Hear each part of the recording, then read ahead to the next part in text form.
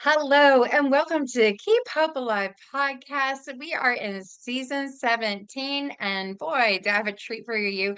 Our guest speaker today is Jaclyn Whitt. So, welcome to Keep Hope Alive. Thank you.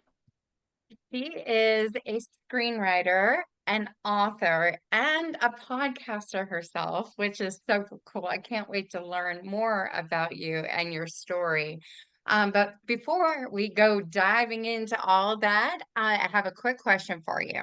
Mhm. Out of the past 15 years, how many weddings have you been to? Oh, man. I went to a lot more weddings when I was a child because I have a big family, but then they all got married off. So I would say the last 15 years, I've probably only been to about 5. Okay, that's a good number. I mean, I get some people who say none or, maybe one, or I'll change the dates up because Right, it's right. just that big gap in between. But one of our sponsors here, they're called lifeonrecord.com. So I'm going to go into that in a second. So let's pretend you're going to a wedding ceremony. It's in a church. You're walking in. Usually there is something there for you to sign to let the couple know you're there. What is that called? I would call it a guest book. Yes, Yeah. perfect. Okay. So what Life on Record does, instead of the guest book, they have a vintage phone. So cute. I love it. So the guest can come, pick up the phone, say congratulations to you on your big day, many years of happiness. We love you, Aunt Barbara and Uncle Nick. And then they hang up. And the next person comes and they say, "Hey, it's about time to put a ring on her finger." It could be any kind of message. It can go for 1 minute, 5 minutes, even 30 minutes. I don't suggest at a wedding to leave a 30-minute one. But if you do want to, right next to the phone, they have a QR code. So if you didn't want to wait in the line to pick up the phone, you take out your cell phone, scan that. You can leave a message for the couple either before or after their wedding. Now, I'm talking about weddings in reference, but this can be used for any kind of event. I know I use this. My son plays football. One of the kids got hurt really bad, and his growth plate in his leg got either torn or whatever. But I gave the kids the phone number to call him. We're wishing you a speedy recovery. So he got to hear all those voices, which is nice. So when the voices do get collected, they can either burn it on a 12-inch vinyl record or they have a keepsake speaker. And it's good for a year. You have to return the phone, but the phone number is good for a year. And then maybe it's a 1 year anniversary. You're eating that top cake layer, whether it's good or bad, but you decide to listen to all the friends, family leaving messages. It's just wonderful. I call it the gift of voice. So to find out more about them and their plans only start at $99. What a steal. You can go to www.lifeonrecord.com. All right. Are you ready to get this show started? Yeah, for sure. That's a super cute idea. I love it. It is. It is. And I do like the fact that they have the QR code too. So, Mhm. I mean, you could be partying at the, reception or something, you're dancing the night away, but then you got that ride home and what to do, and you're talking about it and you're thinking about it, and you just pick up your phone and leave a message. This was so fun. Yeah, yeah. And I always say with the weddings, right before the 1 year anniversary, leave them another message. Happy anniversary. Can we party like we did before? Mm. So, just something cute like that. And they'll get those messages as well.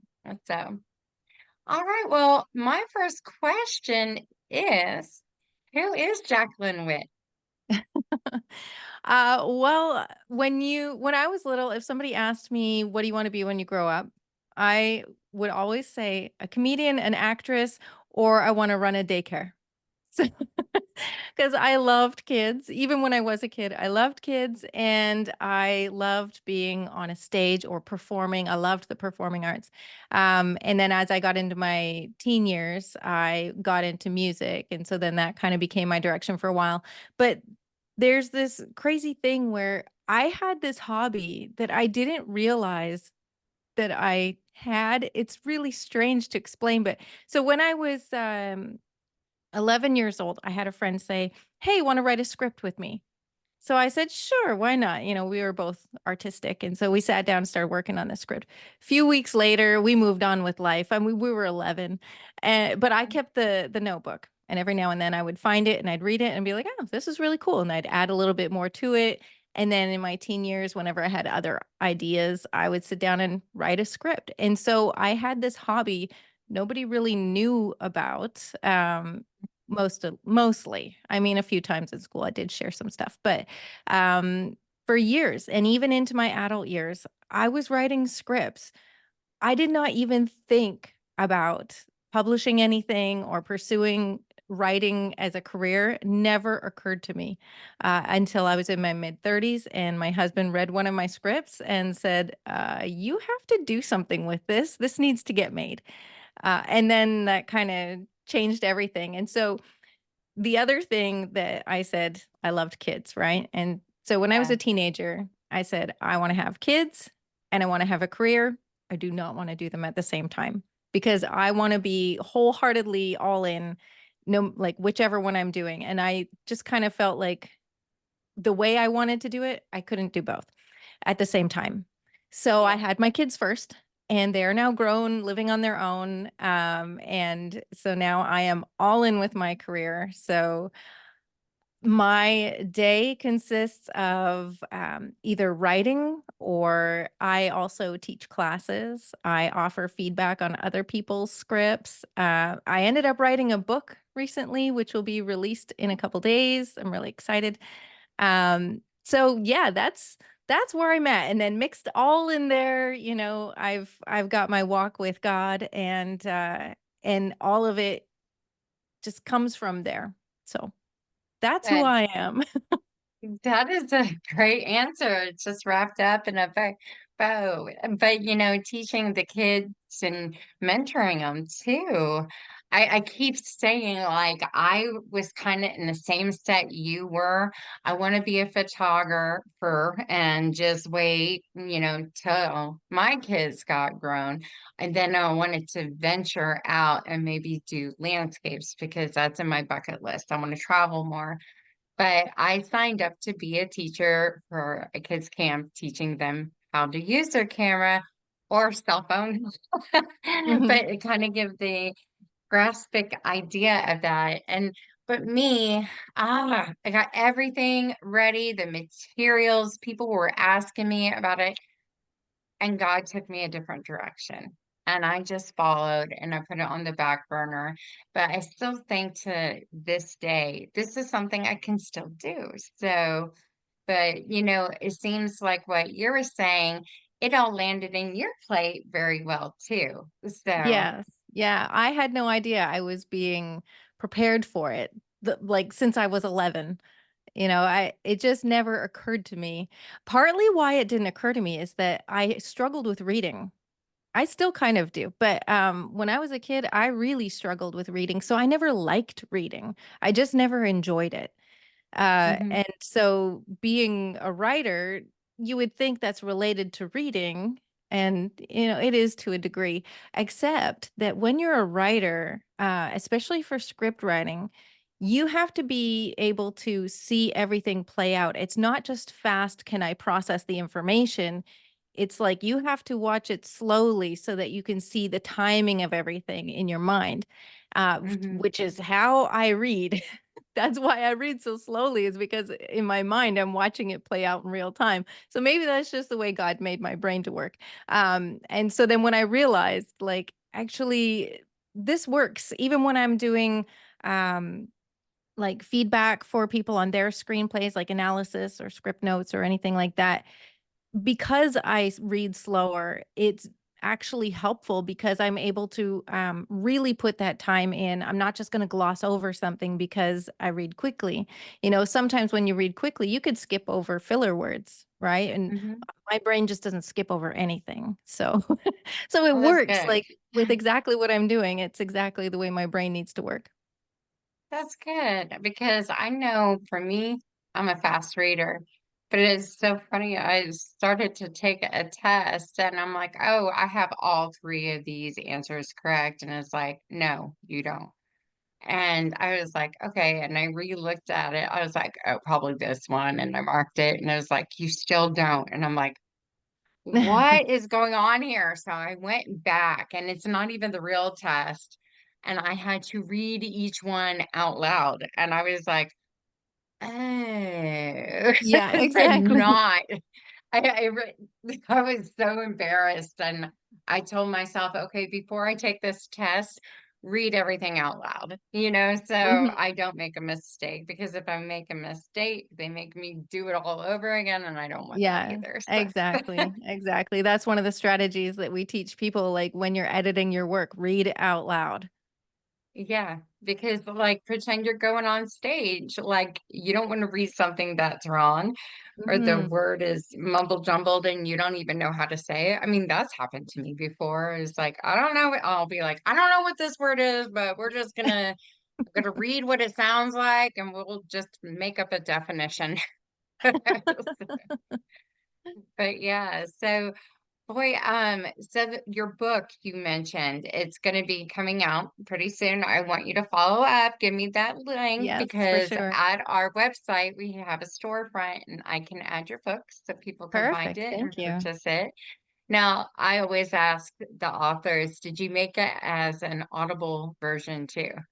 You know what? I'm going to, because I actually am also an audiobook narrator. I've narrated 14 books Nice. so far.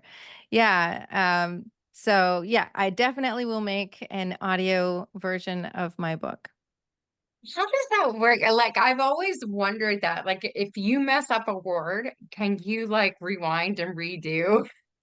Oh yeah, there's editing software for sure. Yeah. And so, Okay. okay, just super, super nutshell. Here we go. When you're reading, like, you're not just reading, you're reading in a character, right? And so you have to have like energy and all of that. So as you're reading, if you get the wrong inflection or whatever, or you mess up a word or you skip a line by accident and, oh yeah, I gotta fix that, you can go back to where you know, like, oh, okay, so I know I finished that sentence well. And so then you start, from there and you go on. But there's editing software to take that stuff out. It's so easy. And so when, let's say, if there is an audiobook that's 4 hours long, it probably took somebody anywhere from 10 to 16 hours to produce that audiobook. Oh, wow. Yeah. I'm a perfectionist. I'd be like, no, I want to redo.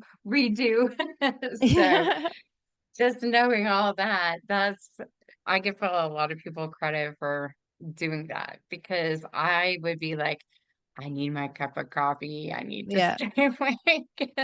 So, but yeah, definitely. Now you also have been, I guess, on somewhat of a spiritual journey too. I want to hear about that.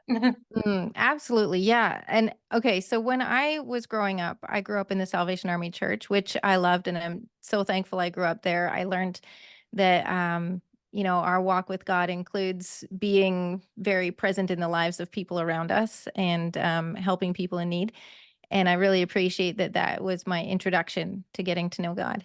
And so that's also where I played a lot of music, because in the Salvation Army they had the brass band, and so as soon as you're old enough to hold an instrument, they give you one. So so it was a really great experience. And then into my teen years, I went through some rebellion. Moved out very young. I was 17 when I left home. I finished school, but I was still 17. And within a few years, I had met a man, moved in with him, started having kids, and got married. But it was a very unhealthy situation. I was in rebellion and just getting further and further away from God. I never doubted that God existed, but I really started to doubt whether I mattered to him, because I was just making so many choices that I knew were not going to honor him. And I just thought, I just keep disappointing God. And this actually started to create a really deep depression in me, because I missed God. I kind of always felt like when I was growing up, I felt like God loved everyone and God loved me and God has a plan for me and that, I'm going to do something special for him one day. And I just thought like I have totally discredited myself. God can never have a plan for me now. I've just made such a mess. Um, and the marriage that I was in, there was a lot of emotional and verbal abuse. And so, with the things that I was hearing from him, and then also my own doubts, I think that that opened the door to some other very dark things that started Yeah. happening in my mind. And I actually started, I started hearing voices telling me to do things like, that I was so depressed. I just needed some relief. Why don't I try drinking? Or why don't I try smoking? Or why don't I try something harder than smoking? Because smoking won't actually fix anything. And like my brain actually went through these kinds of thoughts. It was the weirdest thing. And I would like argue with them and then they'd come up with a response. Like it was so strange. And even I remember at one point, um, I was I was in my bedroom alone and just pardon me. I was looking for some kind of relief because I just felt so heavy and this idea of I should cut myself. Like and I thought, but why would I do that? And like the answer is, well, people say that it gives them some relief. If it gives them relief, it could give you relief. I was like, but won't that make things more complicated? Like these are the arguments I had with these voices. And thankfully, I would always end up with like that's just going to complicate everything even more so than it is. Like I don't need another complication. But the one that I just couldn't come up with an argument against was every time I was driving, I would have these, thoughts or voices, whatever you want to call them, telling me that, I could drive off the road here and that would probably be enough to kill me. Or I could, if I'm going fast enough, I can hit that pole. That'd be enough to kill me. Like I would think about ways to kill myself while I was driving. It was always when I was driving, only if I was alone.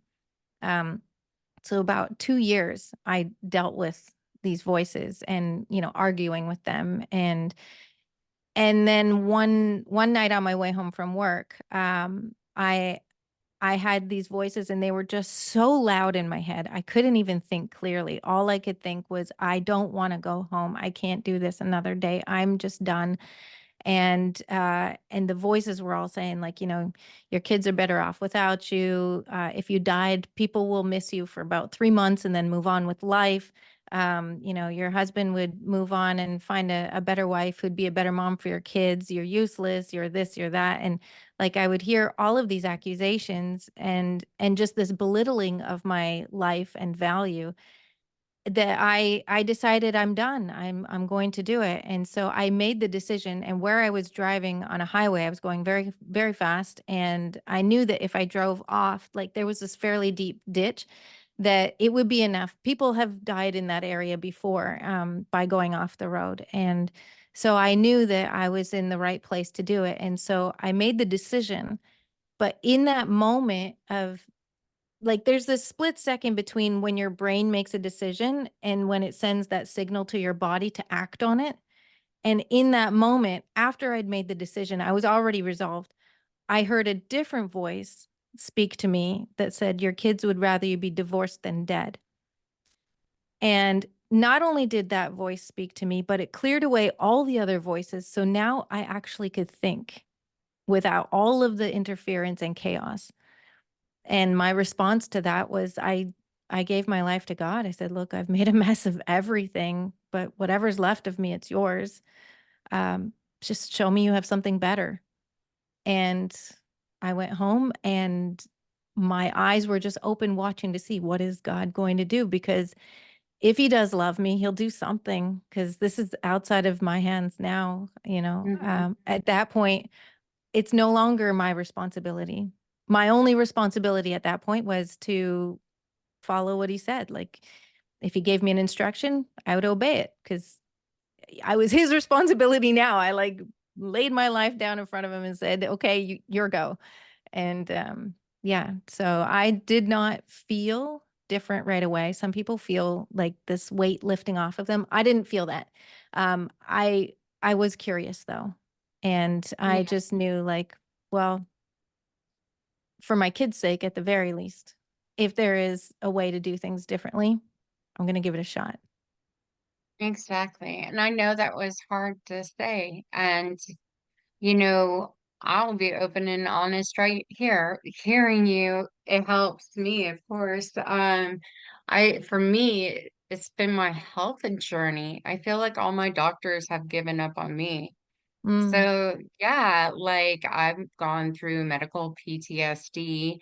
Um, it hasn't even been brought up to the doctors, but just little things of how I know it is when I had cellulitis and they were like, there's no time to knock you out. We're cutting you open now.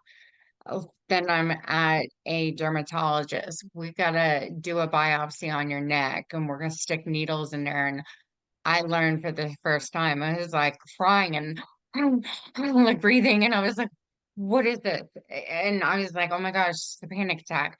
Tell them so you don't look stupid. Like I go, I was cut open. No, blah blah blah. This is why I'm acting this way, but it has affected me mm, everywhere from having that cut open and led into seizure. And then I fell and hit my head and got a hematoma. I had blood all over my eye.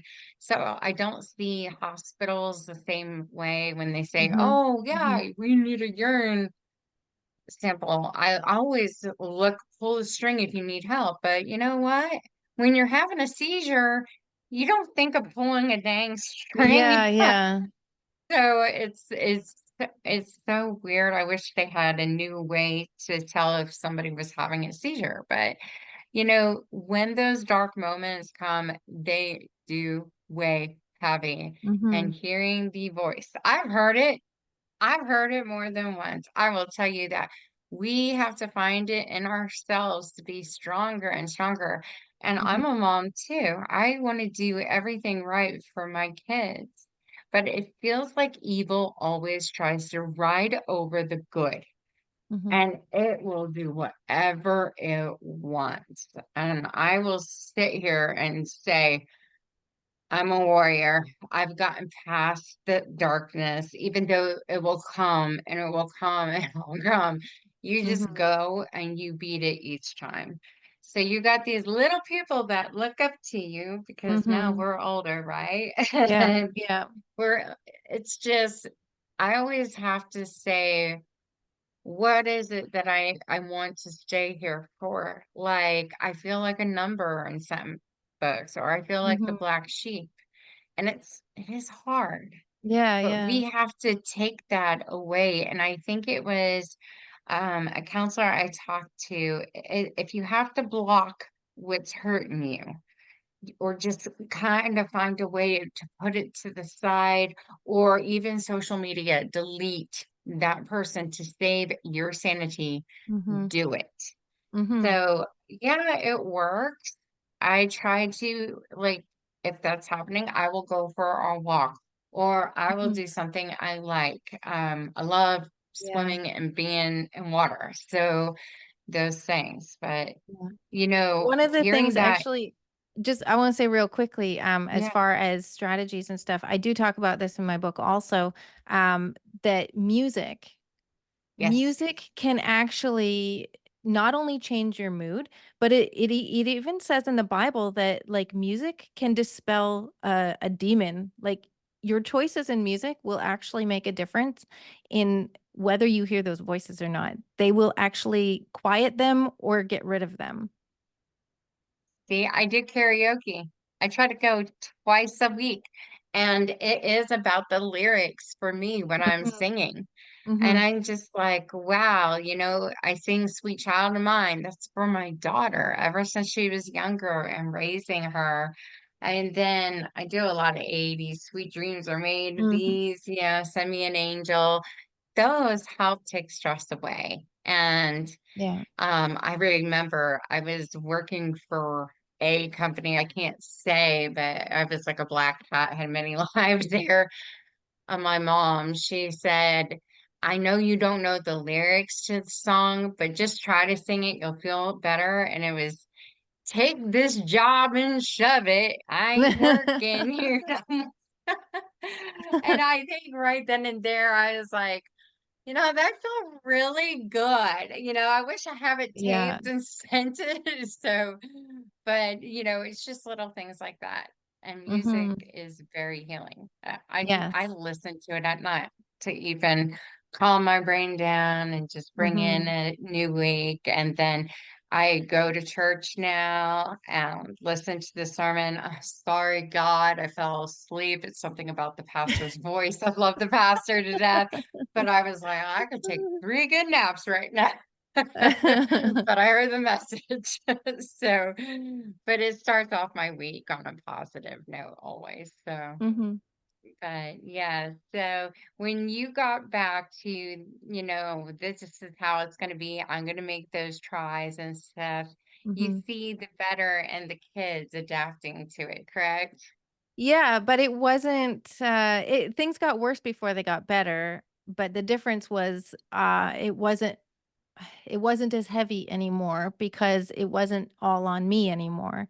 Because Yeah. I was listening, like, I didn't even have a Bible at that time. I just was listening like, okay, so here, God, here's a situation. I have to make a decision. What decision should I make? And also, I'm just a human. Can you please explain this to me in a way that I can't miss it? Because I am happy to do what you want me to do, but I need you to explain it to me so that I can do it. And it's crazy. I have so many testimonies of him just showing up in ways that I knew it was him, and it gave me the wisdom. I knew what to do. So I did end up going through a divorce and becoming a single mom. And I was a single mom for 6 years or so before I met my current husband. But like all through those years, I have so many testimonies of, as I was learning to walk with the Lord and, growing in maturity and just even as a parent, there's so many things to learn when you're learning to raise kids. I mean, these are brand new people. They're new humans on the earth. You have to figure them out, and you have to figure out how you're supposed to help them grow into who they're supposed to be. Yeah. Yeah, so there was just a huge learning curve, but I just felt like God was so present with me, so much so that even people around me could see it. My sister, who did not believe in God, would even tell me, like, I was worried one time because I had lost my job and I needed to find another one, and this kind of thing happened all the time. And she just kind of looked at me one day and said, I don't know what you're worried about. You know, your God takes care of you. Like, so she could see it. She didn't even believe in God, and she could see that there was something different about my life, that things would Yeah. just fall into place in very strange ways that everybody around me could see, like, you didn't do anything to make that happen. Something else is going on. Yeah.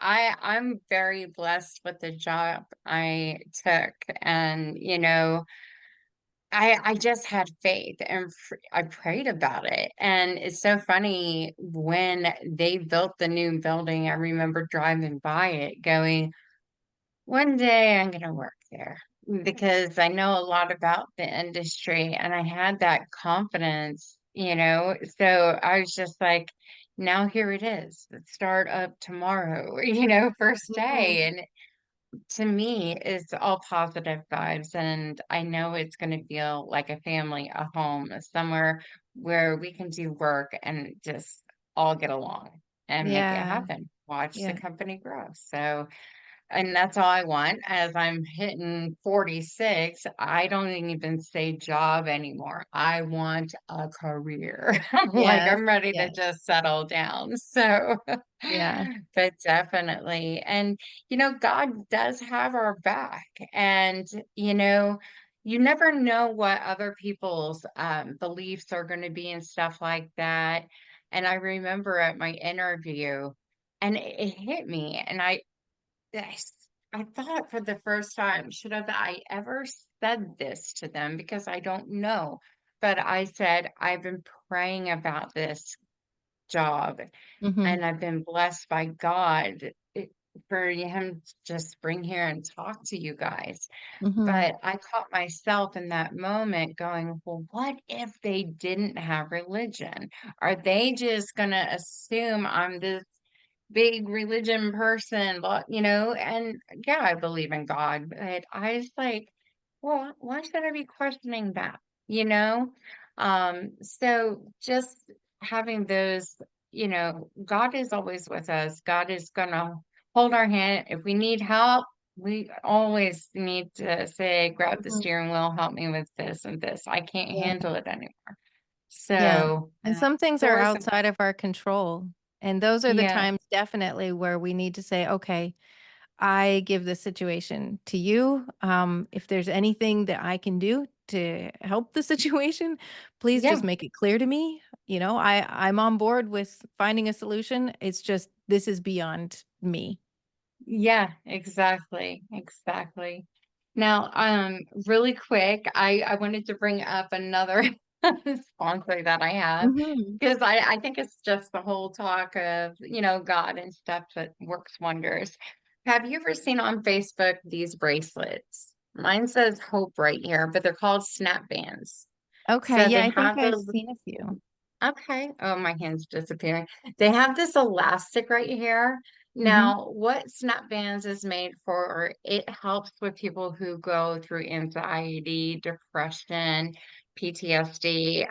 This elastic band, if you give it see, that's a new word, a gentle touch, a tental, and you let it go, it will send a signal to your brain, cognitive thinking wise, that let it go. They have all their bracelets with different mantra words. Like I mentioned, hope, there's peace, there's love, there should be grace.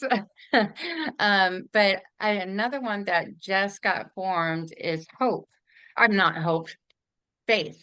So they have a promo code for people if you go to their website and do KHA, which is Keep Hope Alive, you can have the mantra word of faith. So, but they come in all different colors, the pinks, the greens, the blues, the browns, the blacks. It goes with any outfit.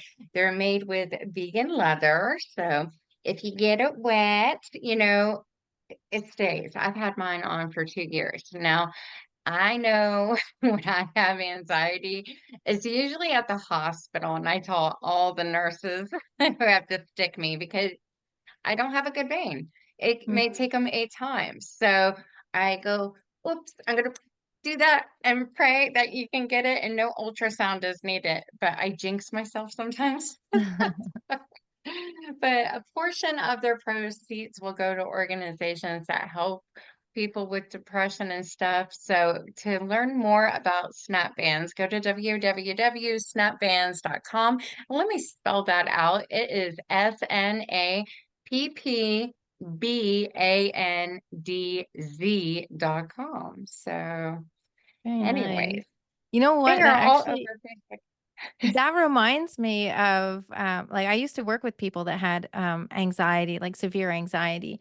And one of the strategies that we would use is to ground them in the present because a lot of the time anxiety is worrying about the future as if it's in the present and it's a negative future, right? And so when you ground yourself in the present and you can, like, so the physical touch, that snap is calling you back to the present, saying, right now that is not happening. You don't need to be worried about that. That's not where you are right now. You are, look around you and then you can decide where you are, or see where you are. But yeah, that's so good. I'm just thinking like for anybody that's wondering, why would an elastic, help me with anxiety? Because it I know. triggers your physical response to pull you back into the present. Yeah, it sure does. And that is a very true statement. And as I mentioned with the needles and stuff, they will always ask me, are you okay? I go, I'm not here. And I was like, how do you explain that? Like, Mhm. I'm taking myself out of a situation. I'm on the beach with a margarita, and you're sticking a needle in me, and I don't know that. So I love my daughter, but my poor daughter, she doesn't go to the doctors that much. And she's like, I got an IV and it hurts. And I'm like thinking, ever since the age of 6, I've had IVs. Yeah. Like, so I was like, you're going to be okay, honey. But other than that, now tell me more about your podcast that you have. Sure, yeah. So, okay, as I mentioned, I work in the film industry. Like I'm a screenwriter now. So the podcast was something my husband and I decided to do. He and I actually run our business together, so we're entrepreneurs, a team, you know. But the podcast is called Faith and Family. Sorry, my mind went blank. Okay, Faith and Family Filmmakers podcast. So, anybody who works in the film industry who also has a Christian worldview, that's basically our audience and our guests. So, we interview everybody that could be in the film industry, whether they're writers, actors, producers, directors. They could be running sound or lighting, like they could be holding a boom mic. Like it doesn't matter, whatever part of the industry that they're in.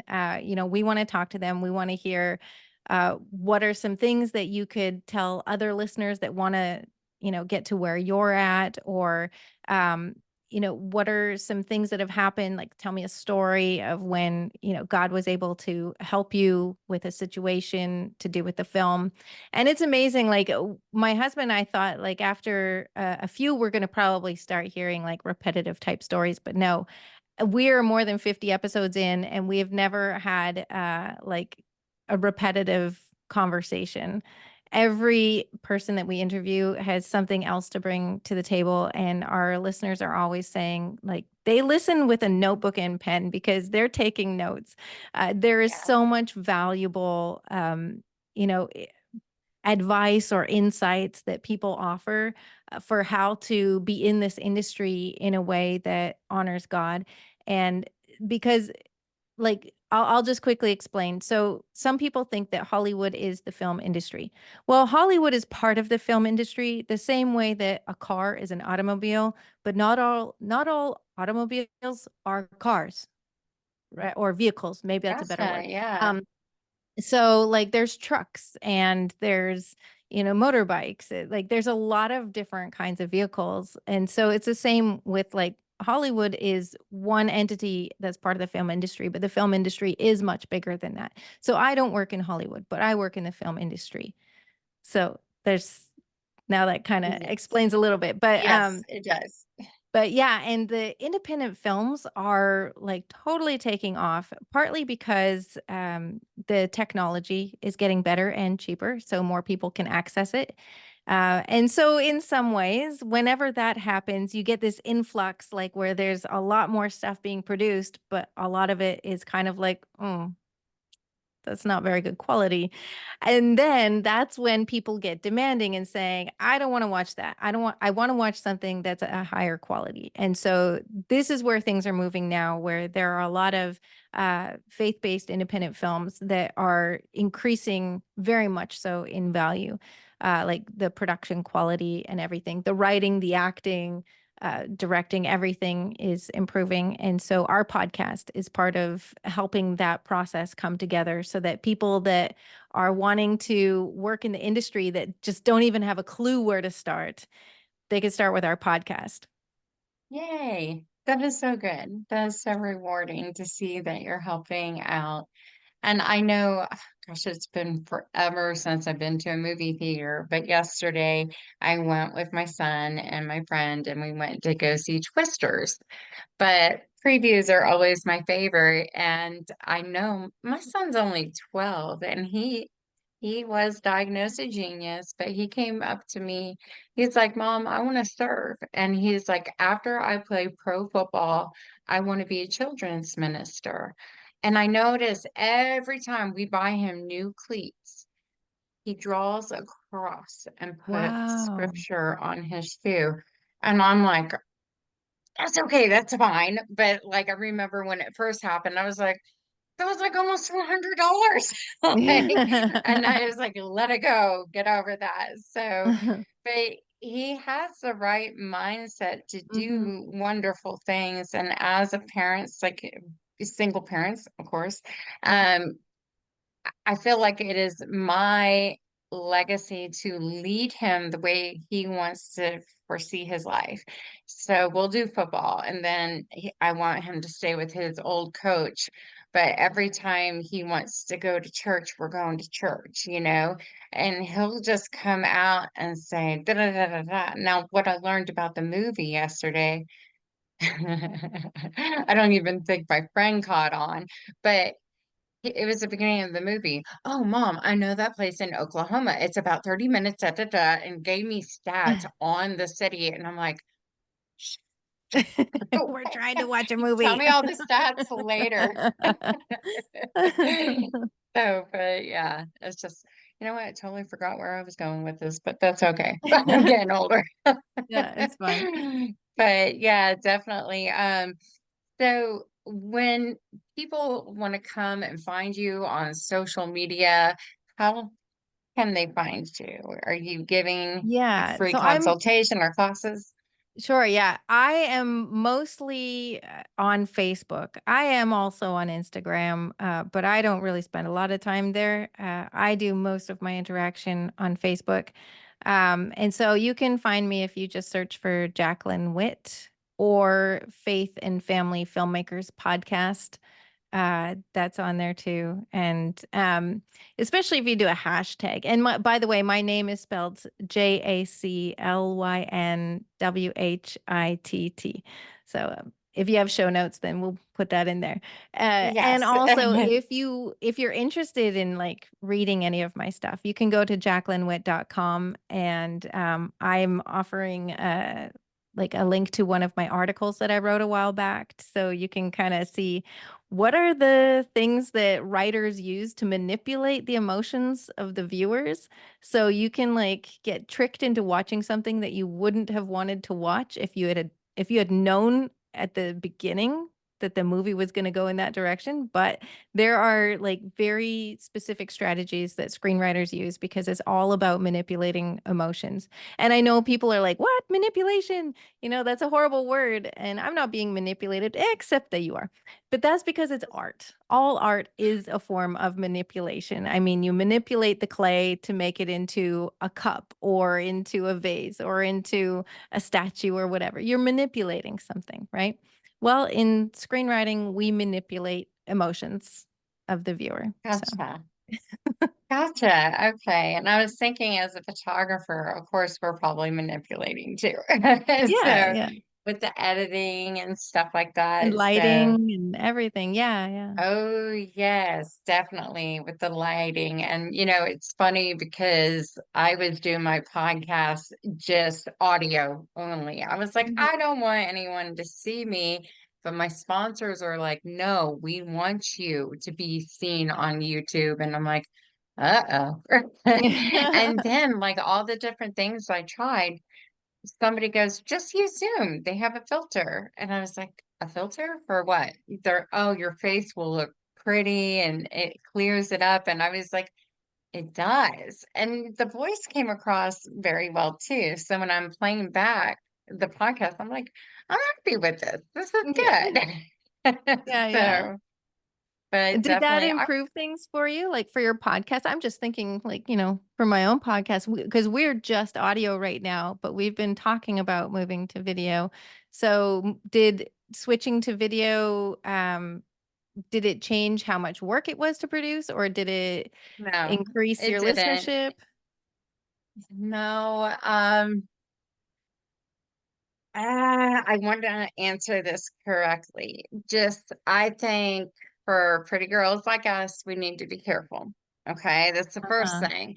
yeah. I will always still have my YouTube, but I have learned that people will reach out to me for the wrong reasons. So Mm-hmm. have your boundaries up.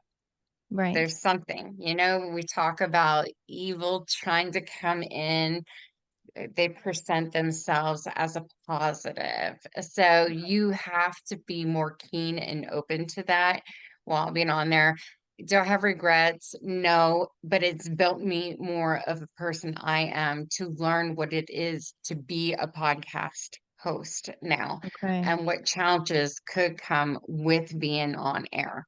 So now that I know them, I just am more I stay to myself. And if somebody says something, even if I think it's a red flag, I tend to walk away from it. So that's Right. the only thing I can say. Interesting. It, yeah. So, I mean, I want you to look into that as well because it has its challenges. Hmm. So, Well, but one of the differences that might be a bit helpful is it's my husband and I that do the podcast together. So it's yes. the two of us. And actually, I know what you're saying. Like years ago, I mentioned that I wanted to pursue music. And so that was something I was going after for a while. And so I released some music. And what I realized in the process of doing that is as soon as you put something out in public, it's like everyone has an opinion. And it's like you Okay. are no longer a person anymore. You are now an entity. And so they feel perfectly justified to have whatever opinion they want and to voice it however they want. However they Yeah, want. and at the Yes. time, I couldn't handle it. Maybe because I was a single parent at the time and I didn't have anyone to lean on. And so I remembered that when like my book is coming out in a couple days. And so like I feel, well, I am older too now. And so that helps, I'm more grounded in who I am. But, now I have my husband. So if people are saying things that, however they're going to say it, haters going to Yeah. hate, whatever you want to say, it Haters are won't gonna hate. matter. Yes. Yeah, it won't matter anymore. One, because I feel very grounded in who I am. I know that I'm doing exactly what I'm supposed to be doing. But also, I have my husband. So if I have a hard day emotionally, I can lean on him. Oh, that's so sweet. Yeah. That's awesome. And I'm happy you found that partner that you can do that with. Mhm. And I love the fact that you're working together well, you're doing the podcast together well and everything. So I keep praying for me one day. Yes. So, but I want to thank you so much for coming on to the show today. And you guys, if you have any questions for her, I do have a telephone line that you can reach out, leave a message. I will give it to her. It is 833-780-HOPE, which I believe ends in 4673. So, and if you would like to donate for a good cause for Keep Hope Alive on the website, there is a link called Buy Me Coffee. That's only if you want to. I don't enforce it, but hey, it's there. So I want to thank our other sponsors who make Keep Hope Alive afloat. And as we mentioned before, we had Life on Record, your vintage phone for any event to leave the message. And they will burn all the messages on that 12-inch vinyl record or even I call it the little boom box. And then our next one with snapbands.com. They are these cute little bracelets with the mantra words like peace and love and hope and faith that can help in a cognitive way reduce stress, anxiety. I mean, this stuff happens every day. Stop watching the news. That's my key thing. But Right. you can watch the news, I guess, and then click this and pretend you didn't hear it. Our next one is Ogden Ventures LLC. Mr. Marcus Ogden is a former NFL player, but now he is a podcast host, best-selling author, motivational speaker, and he does training on podcasts too. So he's very influential. You can visit his website at www, and I'm going to have to spell this. Marcus is spelled Marqueus, then his last name, Ogden, ODGEN.com.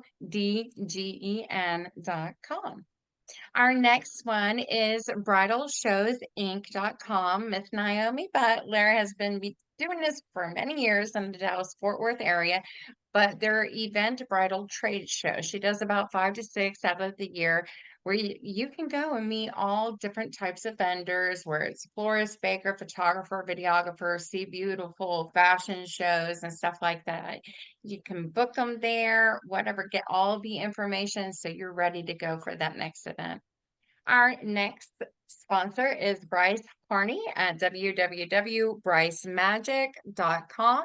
He has been seen on many TV stations and traveling, but he's a magician and a mind reader. So he does like big corporate events and he he told me even for churches, big groups will get together and he can put the sermon in with that and make it a whole thing. And it's just very, very entertaining. So I tell people go onto YouTube, look at Bryce Harney, and watch his magic.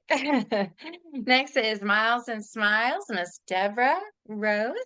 Deborah is a background investigator in her time, but she does for events handwriting analysis and lipstick readings, and she's 100% act. I've seen her. She did where I used to work, All of Us, and got it right on the nose. And then I've seen her in action with other people, and I'm just like, whoa, I want to hire for any events. So, but I like how she's on point and tells you how it is. That's what makes her so great. Then our next one is richmondpunch.net. Richmond graduated from the Juilliard Arts. He's been in the event industry for over 30 years, and he's a violinist.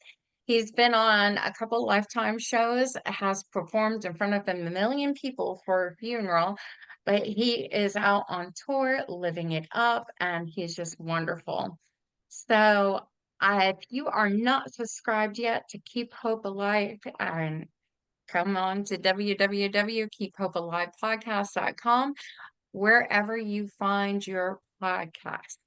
I'm telling you, it's there. Audible. I think you know what I saw the other day? They did one of my episodes in Spanish. I didn't know they Wow. do that. They translated and everything. I was like, okay.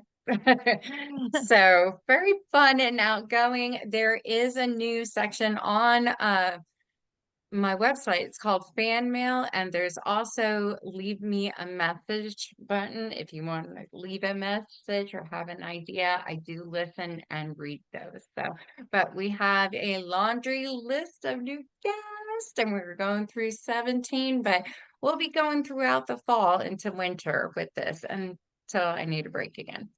That's to be quite honest. But once again, thank you so much for coming on the show. And Thank you until for next having time. me. Oh, you're welcome. Love and light. Bye bye.